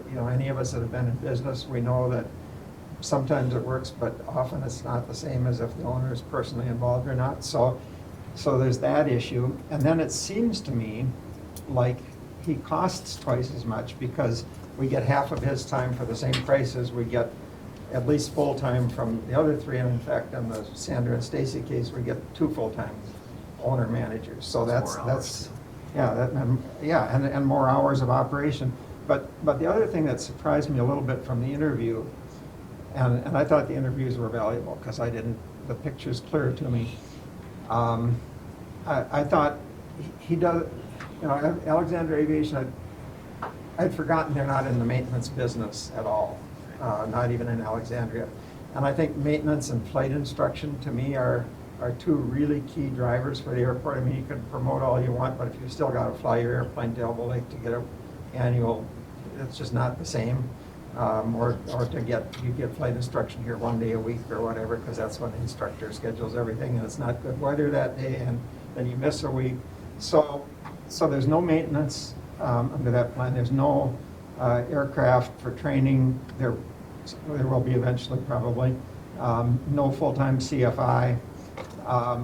And so despite the fact that I liked him and I think he's a good manager, that was the easiest thing that I could do mentally, is to rule him out. Now then you got to pick between the other 3. That's harder because we've got, I think the consultant said, we have this blessing of 4 great candidates at a time when it's hard to get FBOs, and so any of the other 3 could do the job. My rankings turned out to be Stacy and Sander top, Wynn second, and Ryan third, sort of based on overall, and I can go into more details, but sort of overall exposure to the aviation industry, experience in different parts of it, ideas, and so on. That's how it came out for me. So. Robbie, Annie? I agree with a lot of what you said, Steve. I think it was evident to me, especially when Brent was talking to Craig, that Fergus was very secondary to him, and he didn't have a lot of community. When some of these questions, what makes you the best suited? Why do you want this position? Obviously, from my angle too, it's someone say what a great community we are, which I don't know if anyone fully said that specifically, but I think that element to me, it really kind of shifted my opinion from that standpoint on the local part of it. I don't want to be just kind of the secondary afterthought with what I think we would be if he were one to run it. I would agree, and I think the thing that really stuck out, in Stacy and Sanders' proposal was commitment to 7 days a week being here, versus, Craig kind of seemed to waffle a little bit on the Saturday piece, like, do we not? And the fact that they're committing, and if we went with them, I would hold their feet to the fire as far as having an aircraft, in the short term to rent or in the near term. and local flight instruction, because I hear from people all the time who are driving to Alexandria for flight training, and they like it, they're having a good experience, no doubt it's something very good, but, you know, when some of these people who are in business or in agriculture, they have busy schedules, they have families, you know, they should be able to do that right here. And I just look at, you know, kind of the overall proposal, and I was kind of the same as you, Steve. I kind of had Stacy, Sander, Wynn, and then Ryan in my scoring matrix as well, too.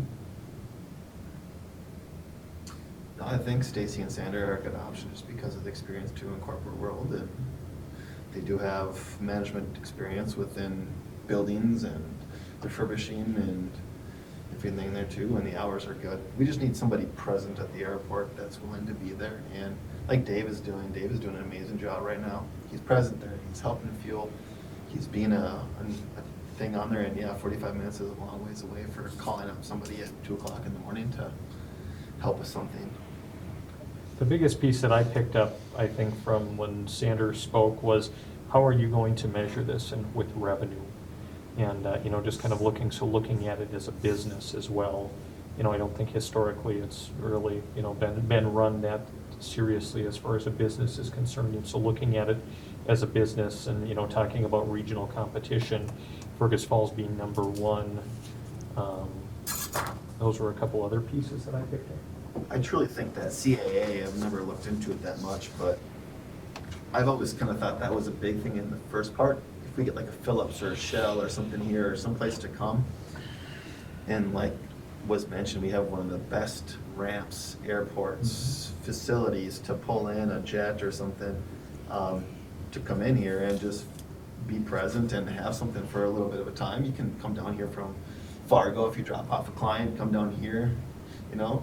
I don't know, I think that's nice. There's a place to go and to save you go to a holiday because you have a holiday card, or, you know, it's be just discounts, it'd be good. You know, one thing I was impressed and surprised a little bit was with Wynn's interview compared to how they were on paper before. I think a lot of his answers were very well thought out, and you can definitely tell he has a passion for the community, and definitely had really good answers for when, you know, if he didn't have experience or didn't know how to do it, kind of followed up with a plan on how he would figure out how to do it, which I really liked. I'm sorry, Lonnie hasn't had a turn, but one thing that I thought about was what value added can you bring to works that we don't have now? And of course, the instruction and the maintenance jump out, but the Stacy and Sander corporate experience and cross-country experience of how do you get this to be the cross-country fuel stop. And there's a little bit of a competitive issue there too, you know, right? When you come up Fergus or you come out Alexandria too, back to that issue. But they would have the wherewithal to bring in a business like that. I like the, you know, the idea, Craig's idea of, you know, let's go after the Fargo-Moorhead market. That makes a lot of sense. But any of the four candidates could do that. It wouldn't, you know, he didn't have a specific plan of here's what I'm going to contact and here's I'm going to do it. So there's a lot of good ideas in all 4 of these, really. You know, it was interesting because when I went through and listened to the answers on each candidate, when I listened to Alexandria Aviation, you could tell he was very focused on being the FBO, running through it. He kind of has everything all together with it. But it lacked the passion piece that I saw for Fergus. So I mean, I agree with you on that, Steve. As I went down, you know, I see Wynn super excited about Fergus Falls, wanting to be right there, boots on the ground, hands-on, and knowing and having a plan on where to get his answers and kind of bringing things through. I get a little nervous about kind of some of the fallback on utilizing current people at the airport that we're struggling with now. And that kind of, you know, that kind of raises a red flag on my side of it. I also struggle with, on his portion, how does he advance and have the capability to advance the Fergus Falls Airport, whether it's a charter service or whatnot, and have them base out of Fergus. And I got to Sanders and Stacy's proposal, and, you know, again, a lot of passion about Fergus Falls. You know, I did like the piece that him and Stacy could back-to-back or tag as far as hours, that they would have someone there 7 days a week. I did think about that as far as when would do that, but it would be him, and how long would that perform before he couldn't perform it? And those are questions that we never got to ask. But in looking at that, I kind of felt Ryan already has a full-time position and a business that he's running with. You know, he had mentioned this would be an avenue that he could actually get some other people to help him for his business. But again, it seemed to focus around his current business and not the Fergus Airport itself. And I think every candidate we have would do the best that they could to make Fergus as good as they could. And right now, Steve, I'll go with you, and however anybody else wants to go, but I would rank Sandra and Stacy at this point would be probably my number one. Does someone want to make a motion, or is there any further discussion? Can we do some public comment first? Sure. You guys haven't taken cost considerations into any of this, the information. That concerns me. There's $20,000 difference, correct, between candidates? 22, well, so you were 50, Wynn was 48,000, you were 54,000. Sandra and Stacy were 72 and Alex was 70. Right. Okay. Just want to make that known that there's a lot of money that's on the table there, and you're not, nobody considered that in this whole process. So, just my 2 cents as a airport user, so to speak. I agree that that's important. It's hard to put apples to apples here when you have the varying hours offered and the varying services offered and so on. So it's a factor. It's not lost on me, but it doesn't change my opinion, I don't think. I tend to agree. I would rather invest a little bit more in someone, who has the experience, the passion, and, as I'm, just walking away from the interview and then looking at the consultant's rubric a little bit at some of these things.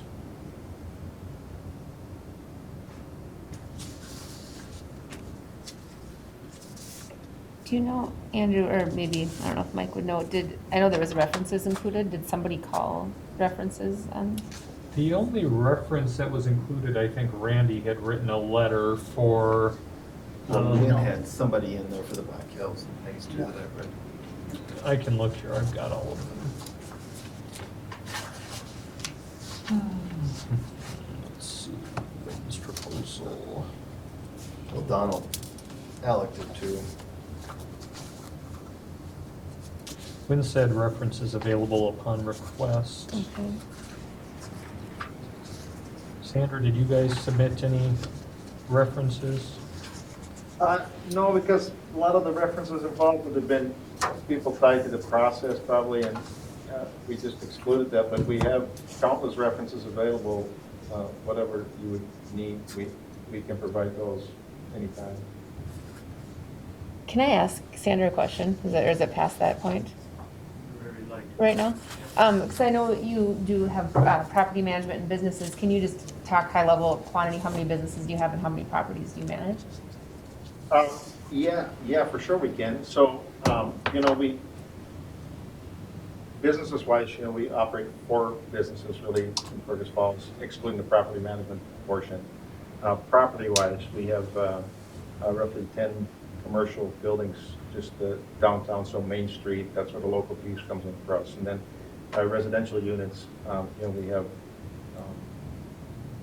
I don't know the exact number, but it goes into the hundreds of units that we have that we manage. So it's a good chunk of just that's it. And do you have a large staff that's going to manage those properties? Because taking on, That's something already new. ongoing for us. So currently, like, I don't I don't, my day-to-day doesn't consist of doing that. We have people in place, so we have a maintenance staff, we have people that take care of leases, and we have a rent drop-off location. We have managers in each business, and we have backup staff for those managers as well. So we have a good network of people taking care of things, and that's what I mentioned earlier. It's just for us, we're the background, so we make sure that everything runs, and that somebody has, somebody to answer to, because that's most important. It's the difference between clocking in every day at those businesses versus just overseeing, make sure that they're run correctly, and that goes for everything we do. The airport bid would be the difference for us. We'd want to be there to make sure that that airport grows and do what it should be. So distinctively different roles for us and how we view it. We want to be at the airport. Yes. Okay. I don't know if that answered your question, but No, you did, thank you. Steve? If we go the direction it sounds like we might be going here, we're sort of, to respond further on your point, we're maybe sort of paying for growth and future prospects, I guess. And so I think it's a really, and I meant what I said, that any one of, that I do rule out Alexandria. That's sort of a light switch thing for me, for the reason I said. The other three, I could, and I would have been happy with Alexandria. I'd be happy with any of them.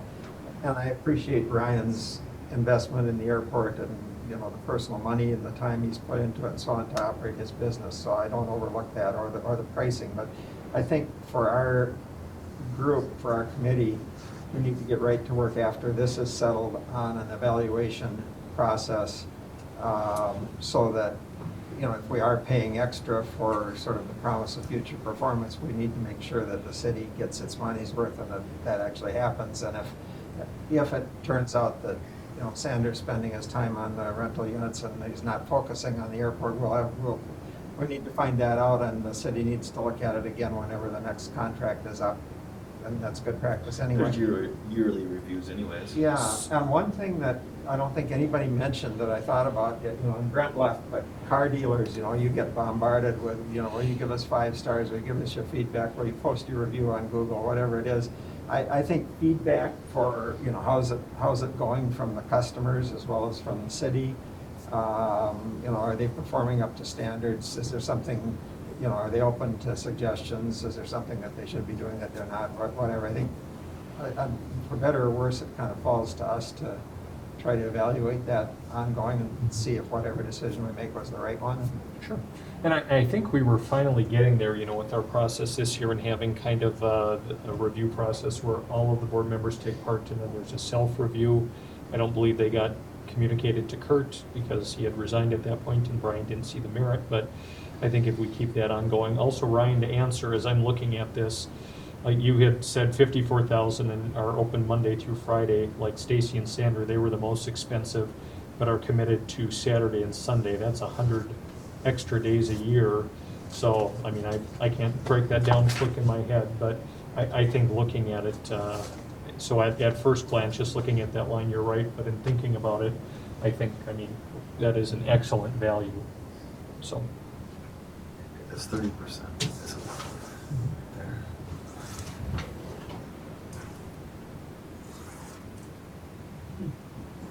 No, sure, 36, okay.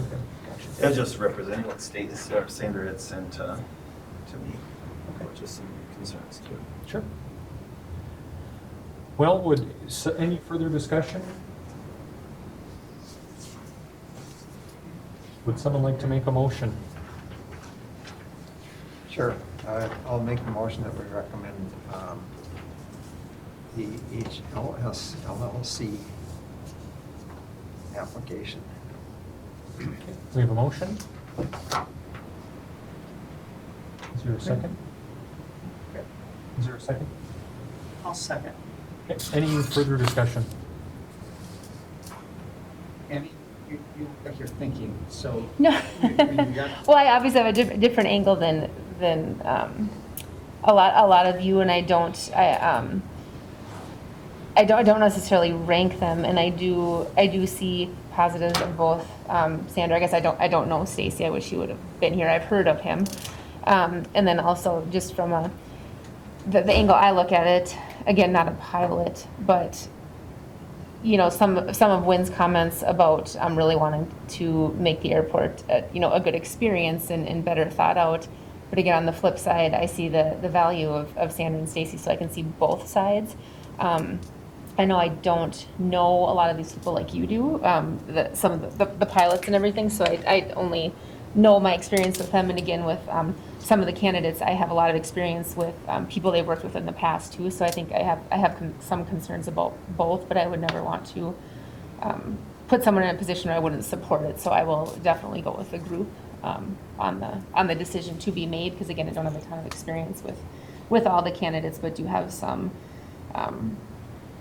just a couple reservations, but nothing that is going to make me not support whichever candidate the group decides. And don't write in my motion that it was an easy one. I mean, there's so many issues to consider here. It's a like I said, I guess it's a great fortune or blessing that we have a hard decision to make here, rather than, gosh, we can't find anybody.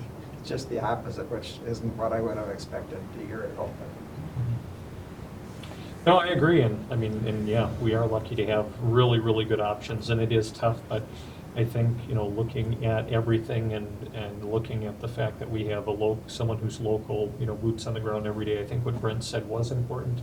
The fact that we're gonna have someone there 7 days a week, I still think we've gotta find some way, Sander, to open up the terminal so that it's accessible. So if I'm out fueling up and I've got my wife and kids with, they can go in the terminal and don't have to sit in the hallway by the bathroom. I mean, I look at all of those pieces, and I think, having maintenance, having had to fly an airplane down to Elbow Lake to get it fixed in time, with one breakout, that wasn't exceptionally fun.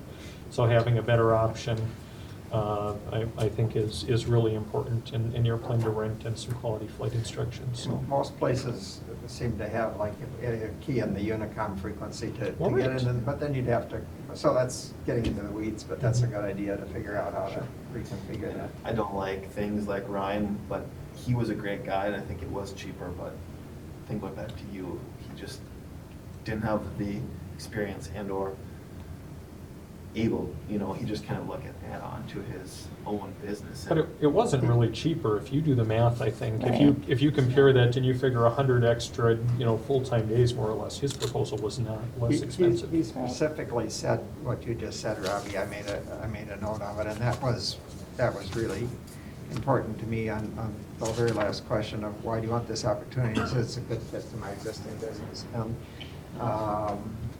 That's the opposite of it would be good for the community, and it's it is a great thing that that you can have that synergy, but that kind of gives away what the focus is. Because your spraying area time is different with the weather and his own crop sales of his stated revenue in that too. So I say we move forward. Well, all those in favor of Steve's motion in recommending to the council HLS LLC DBA Sky Crew Services, say aye. Aye. Aye. Opposed? All right, we have a recommendation.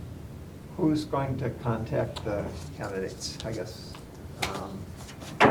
one of I them can. knows. Okay. I suppose. HR, can you? Kidding. No. Thanks, Mike, for your help. Thank you.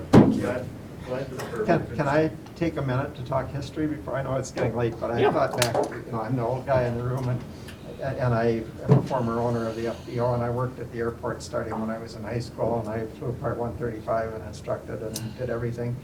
And thinking back to who have been the best FBOs over the years, I think Joe Dvorak was.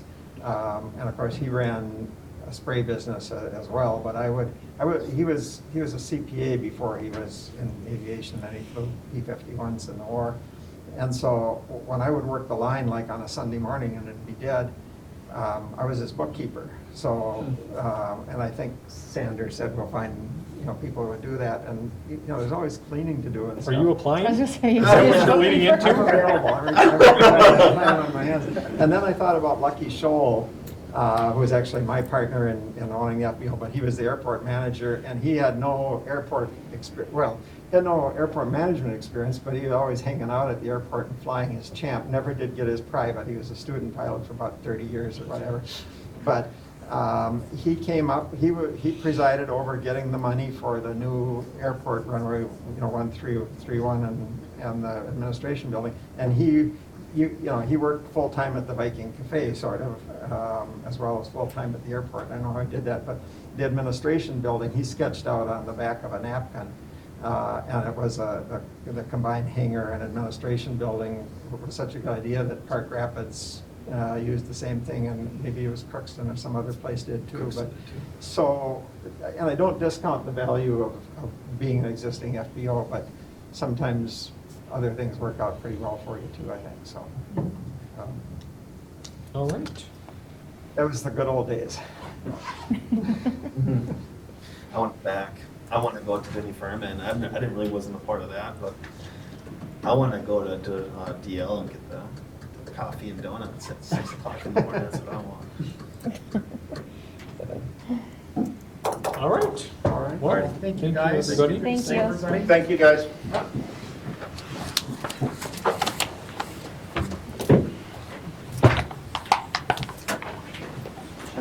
Console me for making the motion not to go in, but you do what you have to do. Do you want to call it now?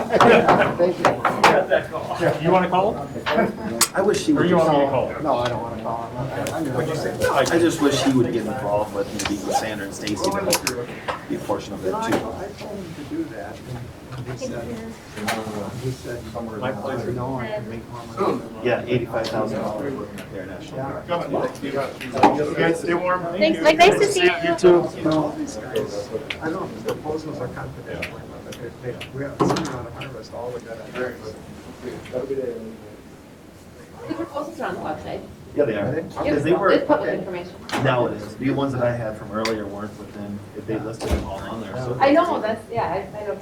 I was gonna locate those proposals there on the website. They're on the city's, yep, on the city council packet for last Monday. Yeah, the agenda and minutes. And These kind of weird process. Really? Yeah. You don't say. They're all- As usual. Congratulations, and thanks for And, coming. well, Leslie, I've never, Well, they would be a good asset. I know that for, yeah, all the time. RFP. I sure like when that drive, We've but never done an open forum it's for with the proposals and such. as all the such. candidates are here. His father-in-law is actually the one that he's talking Because it's about. really difficult to Liz give Wells, for articulate. Really? People His wins who wins wife's there, farm. the first His wife's person to farm, go they just through it. registered, so. And everyone's like, Okay, okay, I know okay. I'm not gonna say that, but I know I'm gonna add this, this, and this. I didn't think about that. It's kind of frustrating. You have to You know, get against each other, it was, well, in essence, I you tell you, should this go was tough. working, everybody that You wants know, to do 'cause it, keep working together. I didn't know Way, it's kind of similar to Greater Falls, Falls, the airport, right? It wouldn't have to be a city function. You could have the EAA have an airport oversight committee that chooses to select. Yeah, I just want, Their stuff wouldn't be binding. I just want to be there, the door to be open. And so. The doors are we gonna can be set up open, any like, kind of process. Alec like is that. gorgeous. How Maybe the that's meeting so was, pretty. everything else, I talk flew about to the Jamestown, airport. or I went to Jamestown, they have a sauna in there.